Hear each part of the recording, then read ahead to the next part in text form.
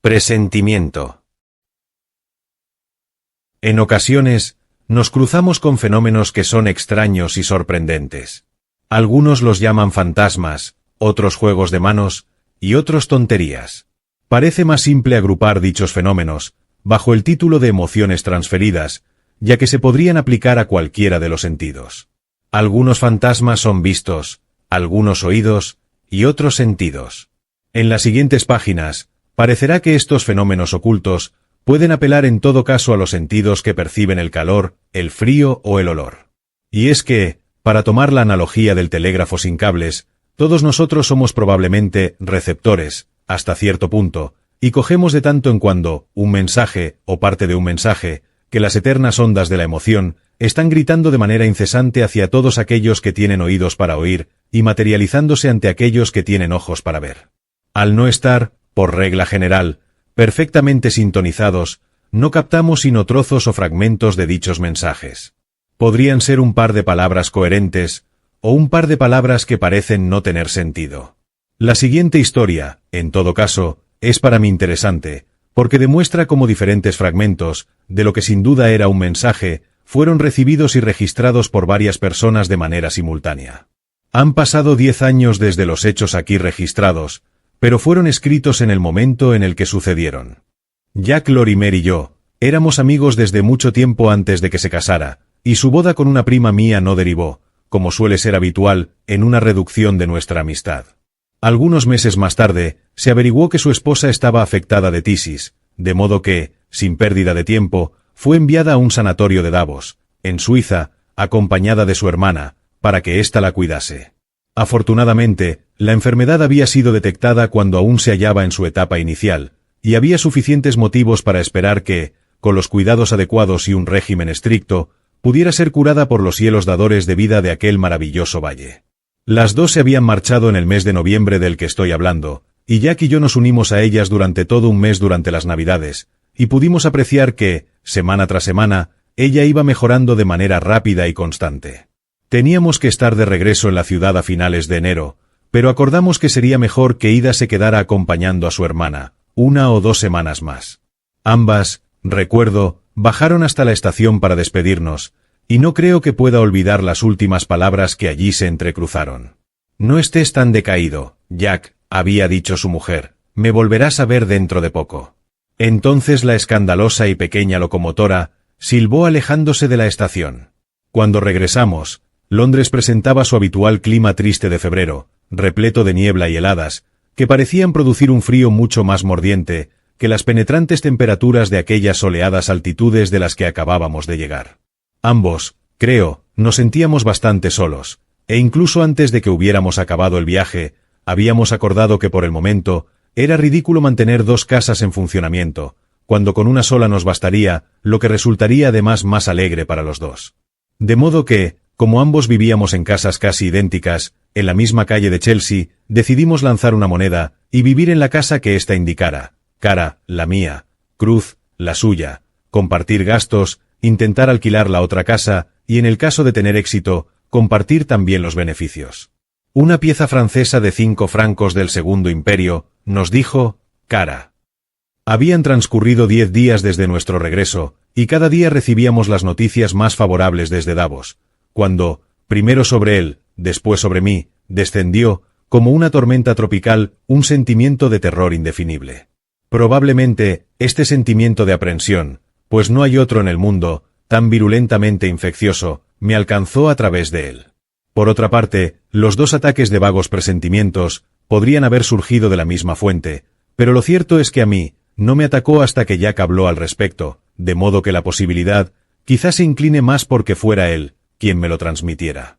Recuerdo que hizo su primer comentario una noche tras la cena.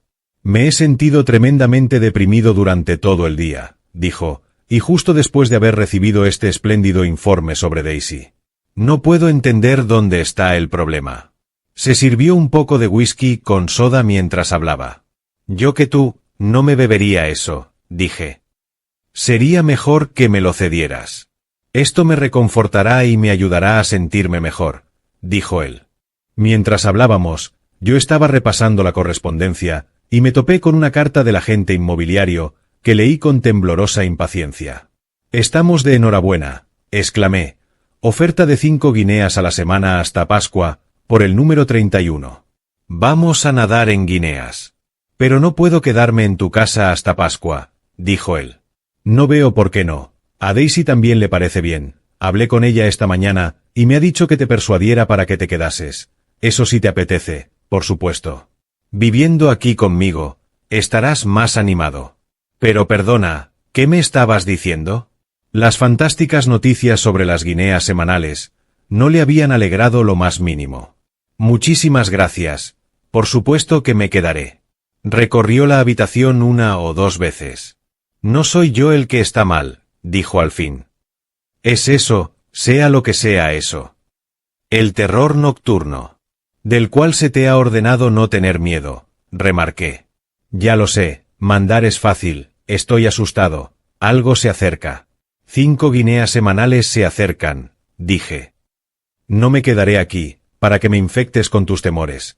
Lo único que importa es Davos, y va todo lo bien que podría ir. Como decía el último informe. Increíblemente mejor. Vete a dormir con eso en mente».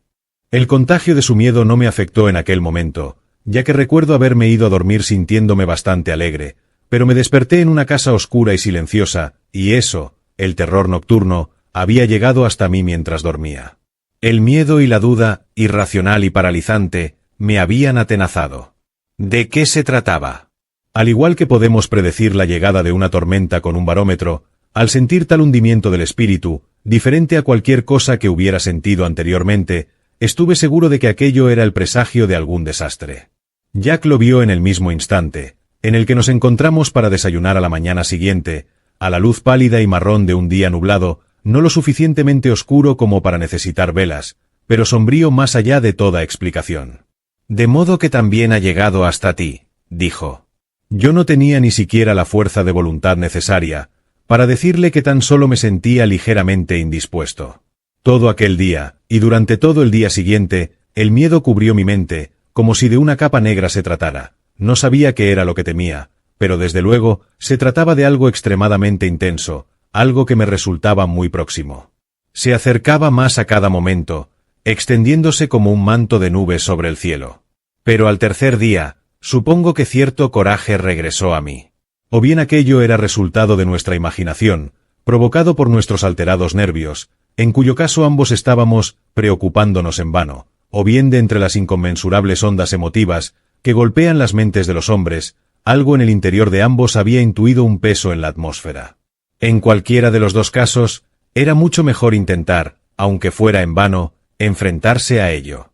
Durante aquellos 2 días, no había trabajado ni tenido ninguna diversión, tan solo me había encogido y temblado, de modo que decidí planear una noche de diversión para los dos. «Cenaremos pronto», dije, «e iremos al teatro, a ver El hombre de Blanclays. Ya se lo he comentado a Philip, que va a venir, y he telefoneado para pedir las entradas. La cena será a las 7. Philip, debería aclarar, es un viejo amigo nuestro, vecino de nuestra calle, doctor de profesión y muy respetado, por cierto». Al oírme, Jack dejó el periódico. «Espero que tengas razón», dijo. «No sirve de nada quedarse en casa angustiado, no ayuda en lo más mínimo. ¿Tú has dormido bien?» «Sí, he dormido estupendamente», respondí con excesiva rapidez, ya que tenía los nervios de punta, precisamente por no haber pegado ojo en toda la noche. «Ojalá yo hubiera podido», dijo él. «Tenemos que animarnos», dije. «Aquí estamos, 2 hombres jóvenes y robustos y con tantos motivos para estar satisfechos de la vida, como puedas imaginar. Nuestros temores podrían deberse a algo imaginario o a algo real, pero es el hecho de asustarse lo que resulta realmente despreciable. No hay nada en el mundo a lo que temer, excepto al temor, y tú lo sabes tan bien como yo. Ahora, leamos nuestros periódicos con interés». Aquel día, en mi caso, fue muy intenso, y pasaron suficientes acontecimientos frente a aquel fondo negro, de cuya presencia fui consciente todo el tiempo, como para permitirme mantener los ojos alejados de él. Al final, estuve retenido en la oficina hasta tan tarde, que tuve que volver a Chelsea en coche, en vez de hacerlo dando un paseo, como habría sido mi propósito. Fue entonces, cuando el mensaje, que durante aquellos 3 días habíamos estado recibiendo confusamente en nuestros receptores, nuestras mentes, haciéndoles estremecerse y crisparse, llegó finalmente con claridad. Cuando llegué, encontré a Jack vestido, ya que apenas faltaban 1 minuto o 2 para las 7, sentado en la sala de estar.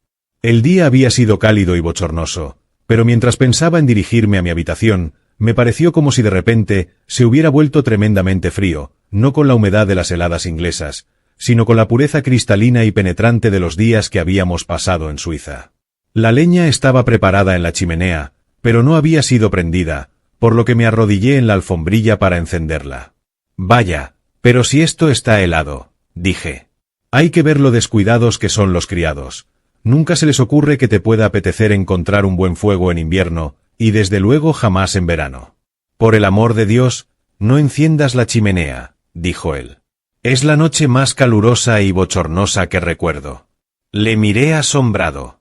Mis manos estaban temblando a causa del frío. Él lo vio. «Vaya, pero si estás temblando», dijo. «¿Te has resfriado? Porque eso de que la habitación está fría es absurdo. Mira el termómetro». Había uno sobre el escritorio. 25 grados, dijo. No había discusión posible, y tampoco me apetecía, ya que en ese momento, repentinamente, nos dimos cuenta de que eso estaba llegando de un modo tenue y distante. Lo sentí, como una curiosa vibración interna. «Con frío o calor, he de ir a vestirme», dije. Aún temblando, pero sintiendo como si estuviera respirando algún aire rarificado pero estimulante, me fui a mi habitación. Mi ropa ya estaba preparada, pero por descuido no me habían llevado agua caliente, por lo que avisé al mayordomo con el timbre. Subió casi al instante, pero parecía asustado, o así se lo pareció al menos a mis ya de por sí alterados sentidos. «¿Qué pasa?», dije. «Nada, señor», respondió, aunque apenas era capaz de articular las palabras. Pensé que me había llamado el señor. «Sí, así es. Necesito agua caliente». «Pero, ¿qué es lo que te pasa?». Él se balanceó alternativamente sobre uno y otro pie. «Creí haber visto a una dama en la escalera», dijo, subiendo muy cerca detrás de mí, «y la campana de la puerta de entrada no ha sonado, o al menos yo no la he oído». «¿Dónde crees haberla visto?», pregunté. «En la escalera, y después, frente a la puerta de la sala de estar, señor», dijo. Se quedó allí, como si no supiera si entrar o no. «Sería alguien del servicio», dije, sin mucho convencimiento. Pero de nuevo, aquella sensación se abría paso. «No, señor, no era nadie del servicio». «¿Quién crees que era, entonces?». «No pude verla con claridad, señor, estaba difusa. Pero creí que se trataba de la señora Lorimer». «Habrá sido cosa de tu imaginación. Olvídalo, por favor, y ve a buscarme algo de agua caliente», dije para tranquilizarlo. Pero él titubeó. Evidentemente estaba muy asustado. En ese momento, sonó el timbre de la puerta principal. Eran las 7, y Philip acababa de llegar con puntualidad, mientras que yo no estaba ni medio vestido todavía. «Ese es el doctor Endely», le dije al mayordomo. «Ves a abrirle, si eres capaz de pasar frente al lugar en el que viste a la dama». Entonces, repentinamente, un grito se extendió por la casa, tan terrible, tan horroroso en su agonía y supremo terror, que simplemente me quedé inmóvil y me eché a temblar, incapaz de moverme. Después, mediante un esfuerzo tan violento que sentí como si algo se me hubiera roto por dentro, recobré el movimiento y corrí escaleras abajo, hasta encontrarme con Philip, que llegaba corriendo de la planta baja. Él también había oído el grito. «¿Qué ha pasado?», dijo Philip. «¿Qué ha sido eso?». Juntos entramos en la sala de estar. Jack yacía frente a la chimenea, con la silla en la que había estado sentado unos minutos antes, volcada. Philip se dirigió a él directamente, y se inclinó sobre su pecho, desgarrando la blanca camisa. «Abrid todas las ventanas», dijo, «este lugar apesta a cloroformo». Abrimos las ventanas, dejando que entrara, o eso me pareció a mí, una cálida corriente de aire que pareció disipar el frío penetrante. Finalmente, Philip se levantó. «Está muerto», dijo. «Dejad abiertas las ventanas. Este sitio rezuma cloroformo». Paulatinamente, sentí como la habitación iba caldeándose, a la vez que para Philip la droga iba desapareciendo del ambiente, aunque ni mi criado ni yo hubiéramos olido nada en absoluto. Un par de horas más tarde, llegó un telegrama de Davos para mí. En él, se me pedía que le transmitiera a Jack la noticia del fallecimiento de Daisy. El telegrama había sido enviado por su hermana. Ella suponía que su cuñado partiría de inmediato. No podía imaginar que hacía ya 2 horas que él había muerto. Partí hacia Davos al día siguiente, y me enteré de lo que había sucedido. Daisy había estado sufriendo durante 3 días, de un pequeño absceso que debía ser operado, y aunque la operación apenas revestía importancia, se había puesto tan nerviosa, que el doctor le había aplicado cloroformo. Se había recuperado bien del anestésico, pero 1 hora más tarde sufrió un súbito síncope, y falleció aquella misma noche, un par de minutos antes de las 8, horario centroeuropeo, lo que corresponde a las 7 en el horario británico. Ella había insistido en que no se le dijera a Jack nada de aquella pequeña operación hasta que hubiese terminado, ya que el problema apenas tenía relación con su estado general de salud, y no deseaba causarle una preocupación inútil. Así acaba esta extraña historia. A mi criado le llegó la visión de una mujer junto a la puerta de la sala de estar, en la que se encontraba Jack, dudando sobre si entrar o no, justo en el momento en el que el alma de Daisy se cernía entre los 2 mundos. A mí, me llegó, y no creo que sea demasiado fantasioso suponer esto, el frío penetrante y estimulante de Davos, y a Philip le llegaron el penetrante aroma del cloroformo. Y hasta Jack, supongo, debió de llegar su propia esposa, a buscarlo. Y él, al morir, se unió definitivamente a ella. Fin. Gracias por ver este vídeo. Por favor, no olvides suscribirte, dar a me gusta, compartirlo y dejar un comentario. Si te ha gustado este relato, puedes encontrar más audiolibros en nuestro canal, Homo Lector.